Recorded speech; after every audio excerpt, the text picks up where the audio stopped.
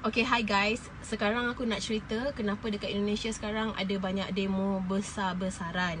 Jadi, basically Presiden Jokowi baru saja meluluskan satu undang-undang yang pada aku sangat-sangat menekan tenaga buruh, menekan dan orang cakap menzalimi.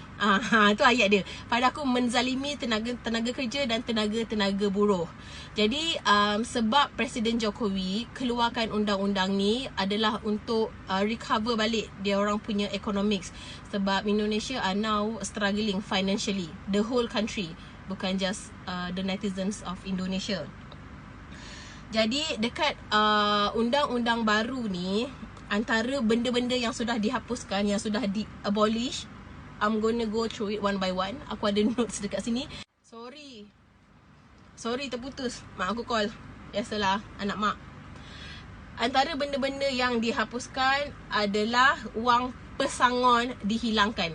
Jadi guys, wang pesangon ni, aku sebenarnya tak tahu dekat Malaysia kita panggil apa tau. Tapi basically duit pesangon ni, duit yang kita dapat lump sum. Contohnya kalau company kita pecat kita, atau company kita suddenly retrench dia punya staff, dia akan bagi some amount of money kan untuk dia punya staff to, apa orang cakap, to start over. Tapi dekat Indonesia, benda ni sekarang dah tak ada. Jadi contohnya kalau kau diberhentikan atau kau dibuang kerja, kau dibuang begitu sahaja. Okay. Lepas tu diorang juga ada abolish UMR dan UMP. UMR ni maksudnya upah minimum regional, dan UMP maksudnya upah minimum provinsi. Jadi sekarang dekat Indonesia tak ada sebarang upah minimum. Jadi kalau company kau nak bayar kau 50 sen 3 jam, apa boleh. Dia tak boleh maksudnya kalau company tu buat tu, there are no law to protect you from such apa yang panggil, from such cruelty, maybe you can say that. Lepas tu upah buruh dihitung per jam. Dia tak hitung per bulan, dia hitung per jam. Dan semua hak cuti hilang. Semua hak cuti hilang. Aku repeat balik semua hak cuti hilang. Which mean kalau aku pergi kerja, contohnya kalau aku bekerja untuk company tu 10 tahun. Lepas tu tiba-tiba aku hamil, aku mengandung, aku beranak. Kita ada maternity leave 3 bulan kan. Tapi dekat sana tak ada. Kalau kau tak kerja, kau tak dapat duit. It's really that simple. Tak ada. Kalau nak cuti kahwin ke, nak dapat cuti kahwin ke, ada kematian ke, kehamilan ke, sakit ke, tak ada. Tidak ada.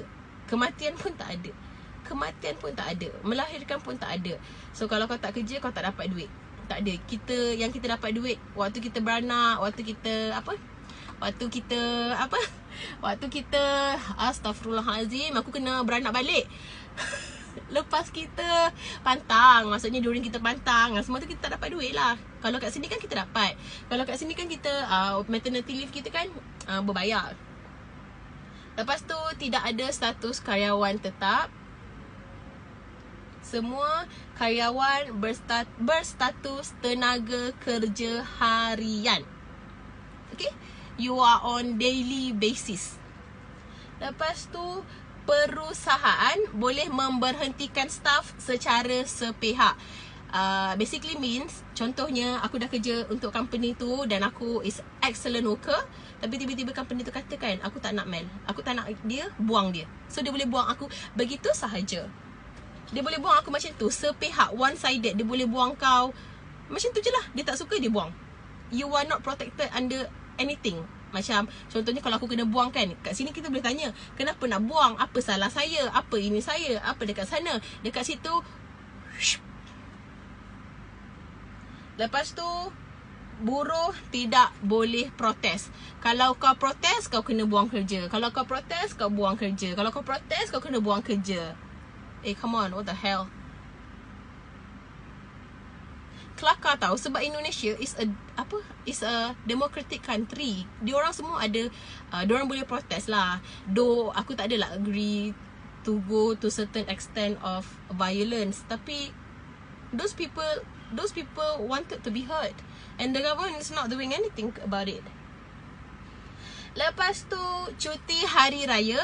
tanggal merah. Kalau dekat Malaysia kita sebut cuti umum, kita sebut public holiday. Kalau dekat Indonesia, diorang sebut public holiday tu sebagai tanggal merah. Dekat kalender dia, yang tanggal-tanggal merah, yang hari bulan dia, hari bulan dia color merah, dia punya angka tu kalau color merah means hari tu hari public holiday.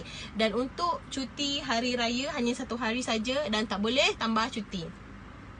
So kau fikir-fikir je lah, 1 hari raya.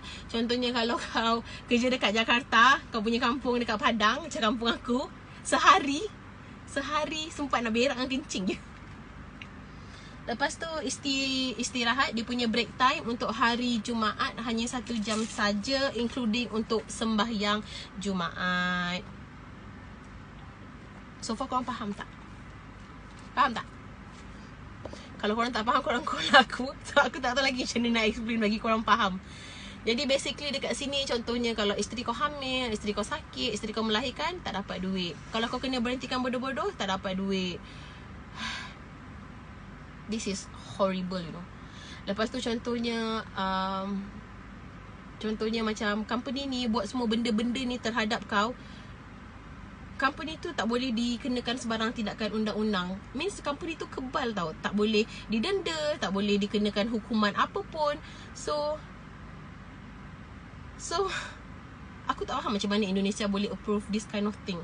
Aku faham lah yang diorang nak recover balik diorang punya ekonomi, diorang nak investor masuk banyak. Tapi you make your own judgement lah. I wouldn't say anything more.